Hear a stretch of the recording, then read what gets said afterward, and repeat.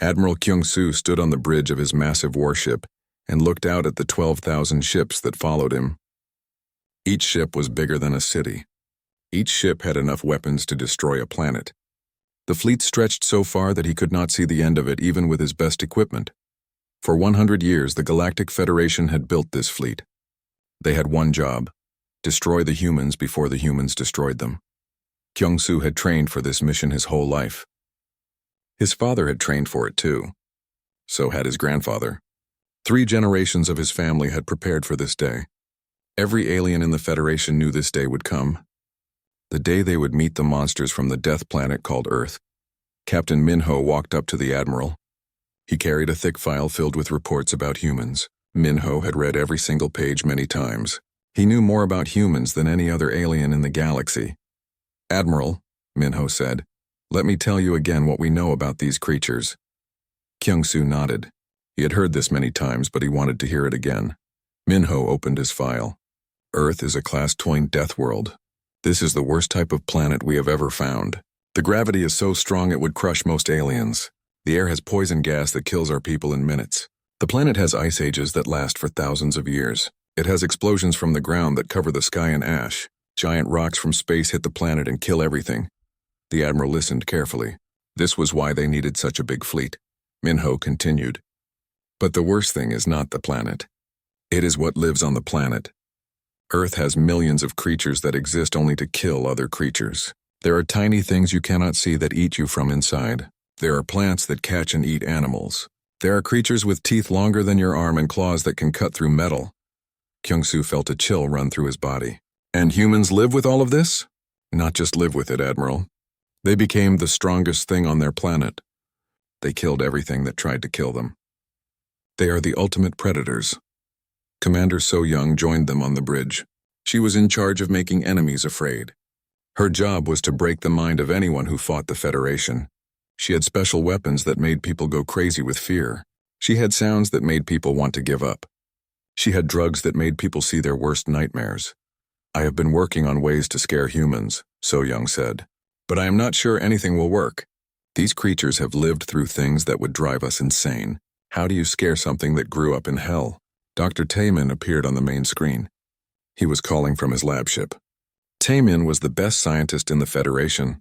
For 20 years he had been making weapons that would kill only humans. He had studied human blood and human skin. He had made diseases that would attack human bodies. "Admiral," Dr. Taemin said from the screen, "my weapons are ready. I have created 7 different plagues that will kill humans in hours. I have gas that will make their lungs stop working. I have tiny machines that will eat their brains." Kyung-soo felt better hearing this. Maybe they had a chance after all. But Dr. Taemin looked worried. "However, Admiral, I must tell you something. Human bodies are very strange. They have survived diseases that killed everything else on their planet. Their bodies fight off sickness better than any creature we know. They have lived through poison, radiation, and extreme cold and heat. I am not sure even my best weapons will work on them." The bridge became quiet. Everyone was thinking the same thing. What if nothing worked against humans? Lieutenant Bora was listening to radio signals from Earth. She had been doing this for months, trying to learn about human plans. But the signals confused her. "Admiral," Bora said, "I do not understand what humans are saying to each other. They talk about something called music and art and games. They spend time doing things that do not help them fight or survive. Why would the most dangerous creatures in the galaxy waste time on useless things?" Captain Minho answered, "It must be a trick. They are probably talking in code. Those games are probably war training. That music probably contains secret battle plans," Kyung-soo agreed. Humans were too smart to talk about their real plans where enemies could hear them. The Admiral walked to the center of the bridge. All of his officers looked at him. These were the best soldiers in the Federation. They had won 1,000 battles. They had conquered 50 worlds. But today they all looked scared. "Listen to me," Kyung-soo said in a loud voice. "I know you are afraid. I am afraid too. We are about to fight the most dangerous species in the galaxy, but we have prepared for this day for 100 years. We have the biggest fleet ever built. We have the best weapons ever made. We have the smartest soldiers ever trained." The officers stood up straighter. They were starting to feel brave again. "Humans may be strong," the Admiral continued, But they are only one species on one planet. We are thousands of species from thousands of planets. They may have survived their death world, but now they will face us, and we will not let them spread their violence across the galaxy." All the officers cheered. They believed in their admiral. They believed in their mission. But deep in his heart, Kyung-soo wondered if they were making a terrible mistake. What if humans were even worse than they thought? What if 100 years of preparation was not enough? The fleet moved toward Earth, carrying the fears and hopes of an entire galaxy.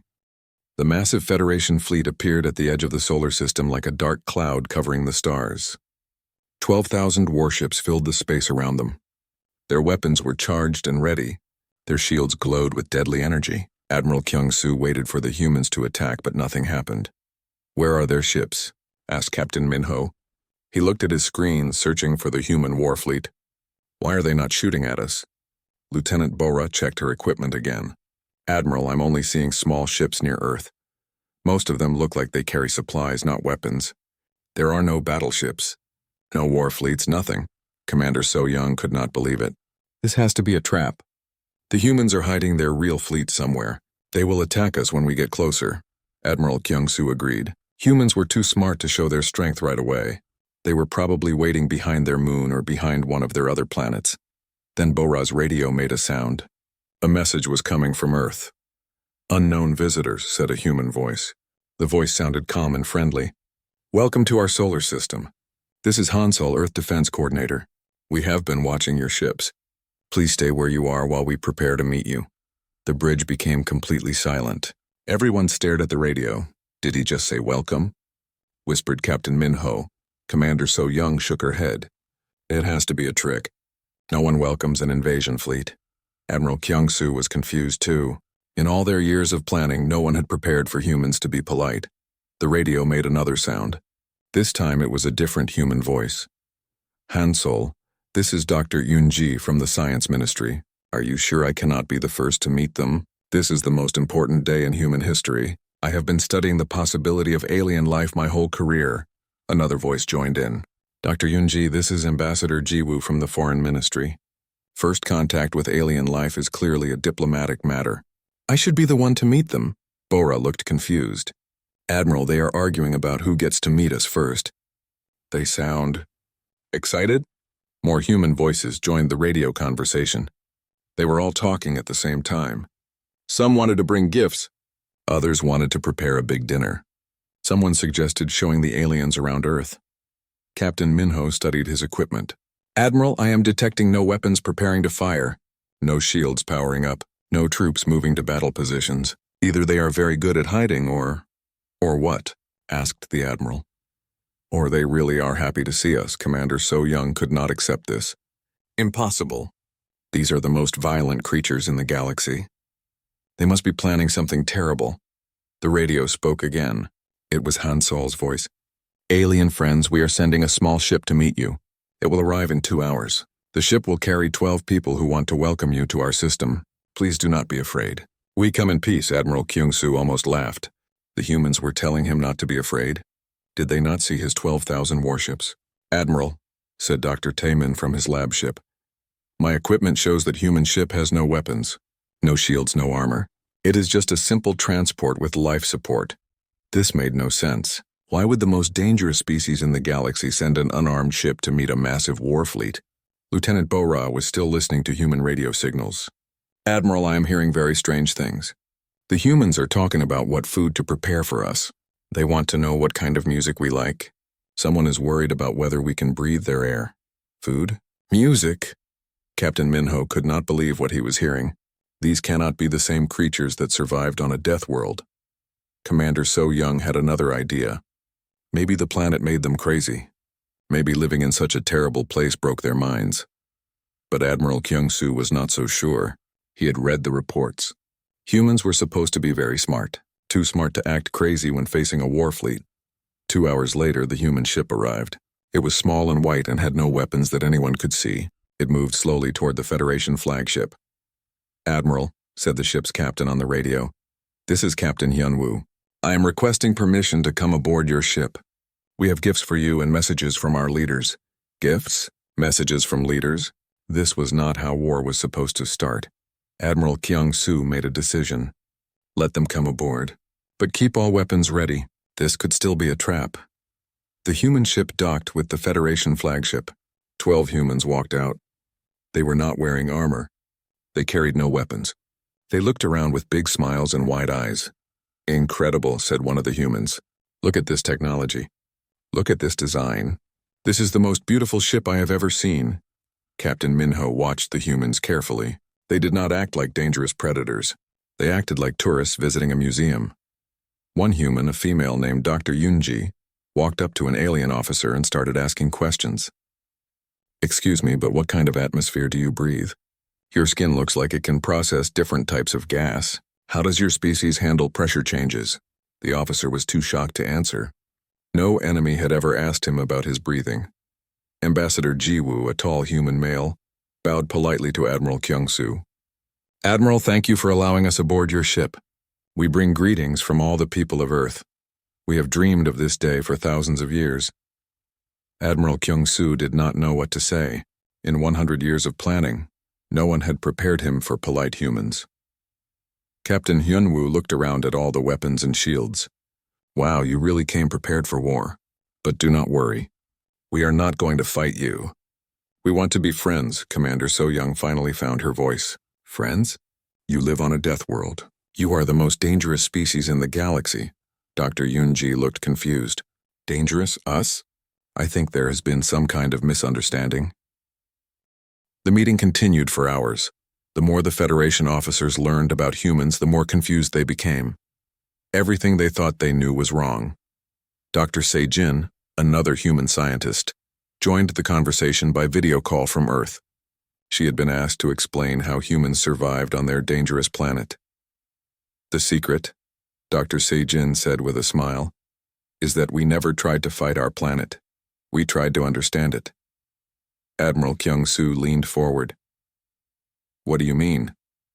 Well, for example, we have earthquakes that can destroy cities. Instead of just being afraid of earthquakes, we studied them. We learned when they happen and why they happen. Then we built our cities to move with the earthquakes instead of breaking apart. Captain Minho was taking notes frantically. So you adapted to the danger instead of destroying it. Exactly, said Dr. Se-jin. We have hurricanes that bring terrible storms, but we also learned that hurricanes bring rain that our plants need. So we built our houses to survive hurricanes, and we learned to collect the rainwater they bring. Commander So-young was still having trouble understanding. But what about all the dangerous animals? The predators that hunt humans? Dr. Yunji answered this question. Most animals do not want to hunt humans. They just want to live their lives and take care of their families just like we do. We learned to give them space and respect them. Now we live together peacefully. But some animals do attack humans, said Lieutenant Bora. Yes, sometimes, agreed Captain Hyunwoo. Usually when they are scared or protecting their babies. But we have people called wildlife experts who help solve these problems without hurting the animals. Dr. Taemin appeared on the screen again. He had been running tests on human DNA while listening to the conversation. Admiral, I have discovered something very important. All this time we thought humans were violent because of their genetic markers. But I was reading the markers wrong. Everyone looked at the screen. The genes we thought meant aggression actually mean cooperation. Humans did not survive their death world by fighting everything. They survived by working together better than any species we have ever studied.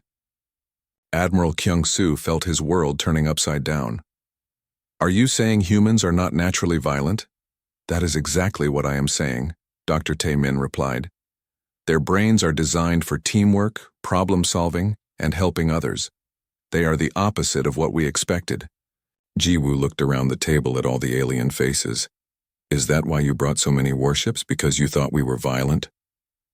We thought you were the most dangerous species in the galaxy, admitted Captain Minho. Dr. Yunji looked sad. That makes me very sorry to hear. We never want anyone to be afraid of us. Lieutenant Colonel Dong Hyun, a human military officer, joined the conversation. I understand why you might think we are dangerous. Our planet taught us to be very good at surviving difficult situations. But we use those skills to protect people, not hurt them. Protect people? Asked Commander So-Young. Yes. When there are natural disasters, we work together to save everyone we can. When people are sick, we work together to heal them. When people are hungry, we work together to feed them. Our military exists to protect peaceful people, not to conquer other worlds. Dr. Si-Jin added, every challenge our planet gave us taught us something valuable. Diseases taught us medicine. Earthquakes taught us engineering. Dangerous weather taught us cooperation. Predators taught us respect for other life forms. Admiral Kyung-soo was beginning to understand. So your death world did not make you violent. It made you wise? I suppose you could say that, said Jiwoo. We learned that life is precious because we know how hard it is to survive. We learned that cooperation is better than fighting because fighting just makes survival harder. Captain Minho looked at his files full of intelligence reports. 100 years of research, and they had gotten everything wrong. But surely you must want to expand beyond your planet, he said. Surely you want more resources, more space. Dr. Yunji's eyes lit up. Oh yes, we would love to learn about other planets. Think of all the new forms of life we might discover. New ways of living, new solutions to problems we have never seen before. But not to conquer them, said Jiwoo quickly. To learn from them, to protect them, to help them if they need help. Commander So-Young shook her head. I still do not understand. If you are so peaceful, why did you survive when more violent species on your planet did not? Captain Hyunwoo thought carefully before answering. Because violence is not actually a good survival strategy. Violence wastes energy. It creates enemies. It destroys the things you need to live. Dr. Si-Jin agreed. The species that survived best on Earth were the ones that learned to cooperate. Wolves hunt in packs, birds fly in flocks, even plants work together by sharing nutrients through their roots. Humans just became the best at cooperation, added Dr. Yunji. We learned to share knowledge across great distances. We learned to work with people who look different from us and think different thoughts. We learned to solve problems together that no individual could solve alone. Lieutenant Bora had been very quiet, but now she spoke up. All those radio signals I heard, the music, the art, the games, those were not secret military codes, were they? Jiwoo smiled. No, those were just life. Humans create art and music because they make us happy. We play games because they help us learn and bring us together. We tell stories because they help us understand each other. You do these things even though they do not help you survive? Asked Bora. But they do help us survive, said Dr. Yunji. Happy people work better together. Creative people solve problems better. People who understand each other fight less and cooperate more. Admiral Kyung-soo sat back in his chair. He felt very tired. Everything he had believed his entire life was wrong. The monsters he had prepared to fight were actually teachers. The war he had trained for would never happen, and the strangest part was, he felt relieved. Deep in his heart, he had never wanted to fight a war.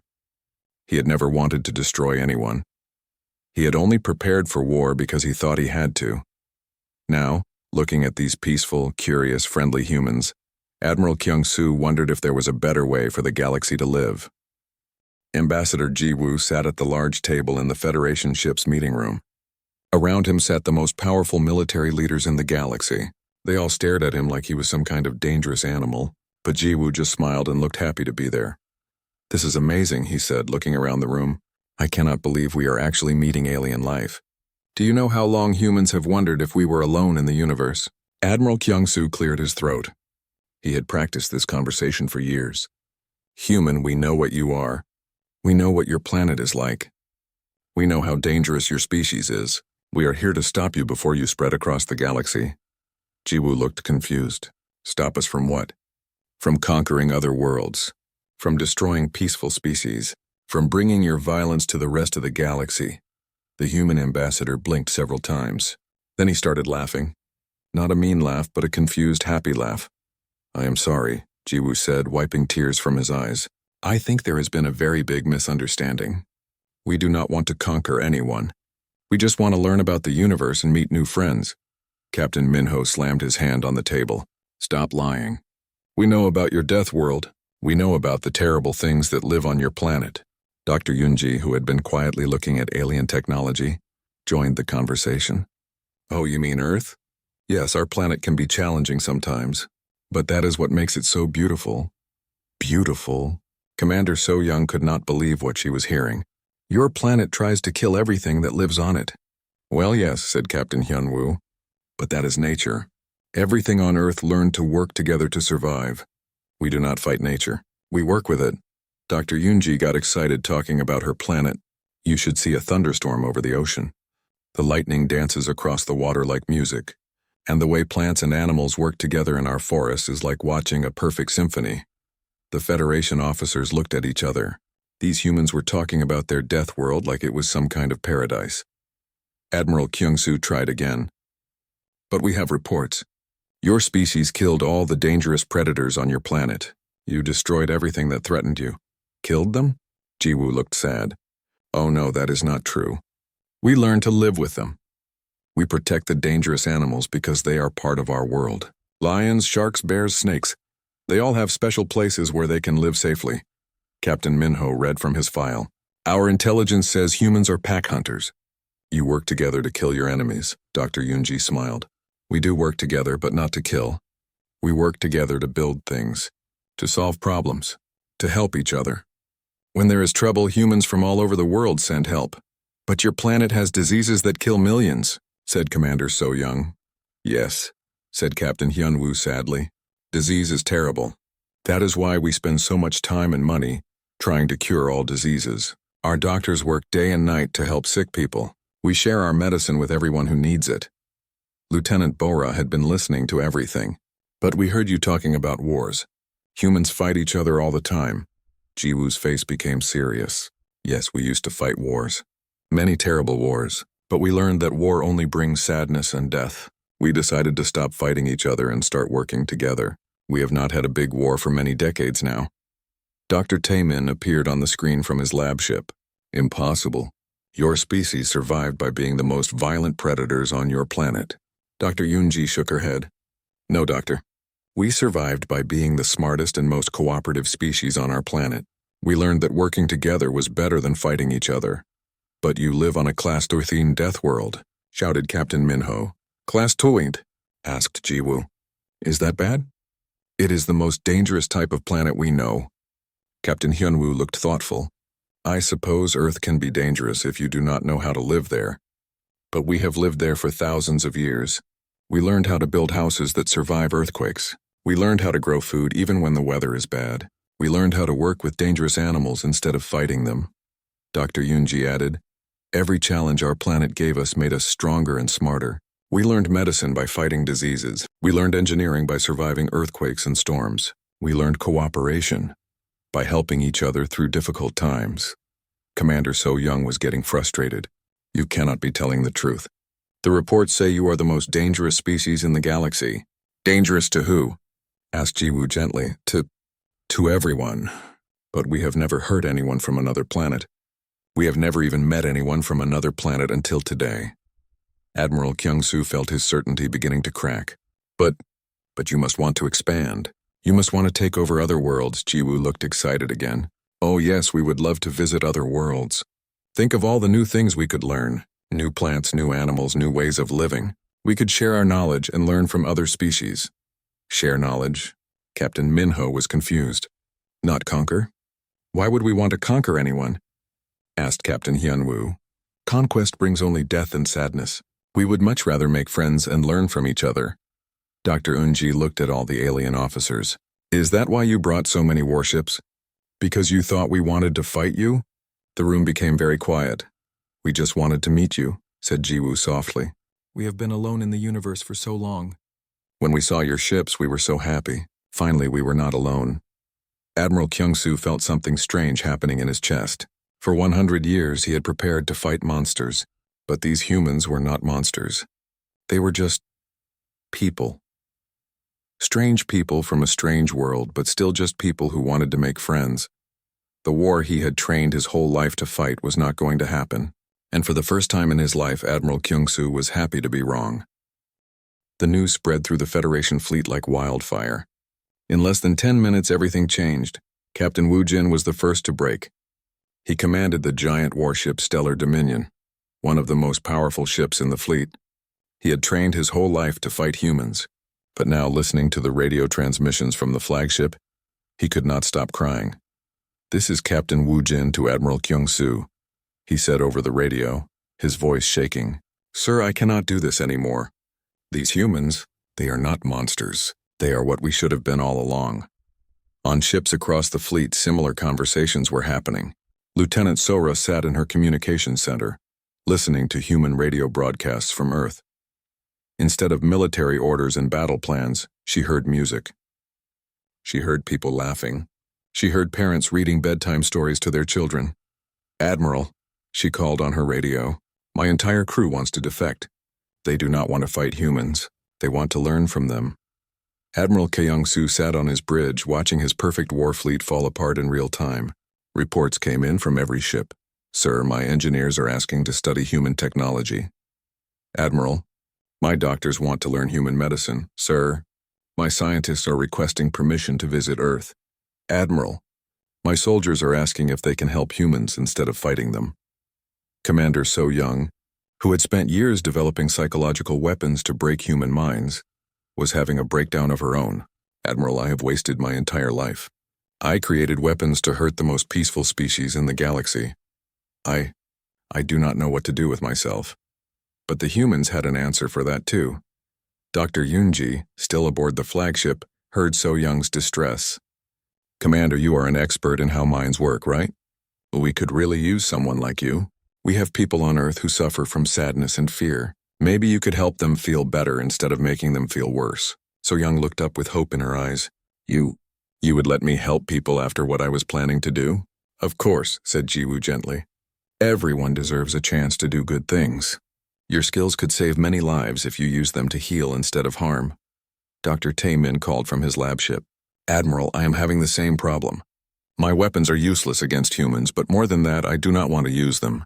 These people are offering to share their medical knowledge with me. They say we could work together to cure diseases across the galaxy." The breakdown of military discipline spread faster than anyone thought possible. Captain Minho, who had spent decades studying humans as enemies, now wanted to study them as friends. Lieutenant Bora wanted to learn human languages and music. Even Admiral Kyung-soo found himself wondering what it would be like to see Earth with his own eyes. "Admiral," called Captain Woo Jin again, "half my crew has already submitted formal requests to join human research programs. The other half wants to apply for asylum on Earth." This was happening on every ship. The greatest military force ever assembled was voluntarily surrendering to 12 unarmed humans who had never threatened anyone. Dr. Yoonji looked around at all the alien officers. "Is this really happening? Are you all giving up your military careers?" "It is not giving up," said Admiral Kyung-soo quietly. "It is waking up. We spent 100 years preparing for a war that should never have been fought." Captain Hyun-woo smiled. "Well, since you are all here anyway, would you like to visit Earth? We have guest programs for people who want to learn about sustainable living on challenging worlds." "Sustainable living?" asked Captain Min-ho. "Yes," said Dr. Sejin from the screen. "We learned how to live on our planet without destroying it. We learned how to get energy from the sun and wind. We learned how to grow food without poisoning the soil.